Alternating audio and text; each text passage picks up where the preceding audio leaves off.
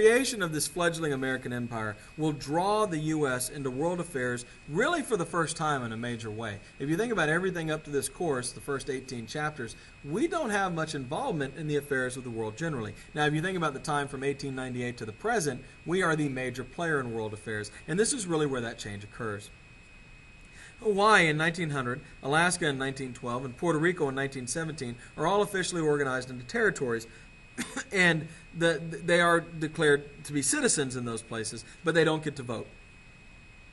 Guam and Tutula are run by the Navy and are not territories. Smaller islands are just left alone. We just don't say anything about them. Cuba is occupied until 1901 to prepare for democracy. We build roads, schools, hospitals. We organize legal, financial, and administrative institutions.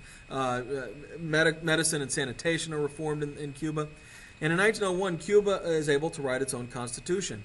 But we force Cuba to accept the Platt Amendment, which says that Cuba cannot sign any treaties, and America can intervene to protect life, independence, and property, and our U.S. naval base at Guantanamo anytime we want.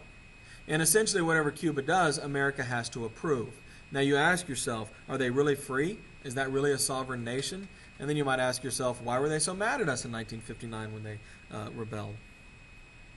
U.S. capitalists buy up Cuban industries, and Cuba really just becomes a subsidiary of things like American tobacco, sugar, and rum production.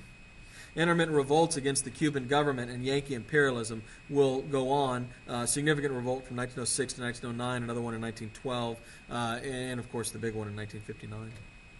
Now let's talk about the Philippines.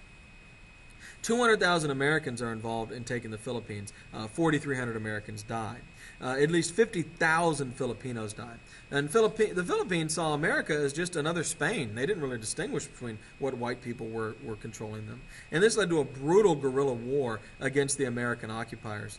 Emilio Aguinaldo will claim to be the head of the legitimate government. And guerrillas are treated not as prisoners of war, but as murderers. We don't treat it. We execute if we catch one of the guerrillas. Concentration camps are formed to herd the population into to try to cut down on this guerrilla warfare. At times, we do have episodes of American soldiers killing Filipinos simply for entertainment.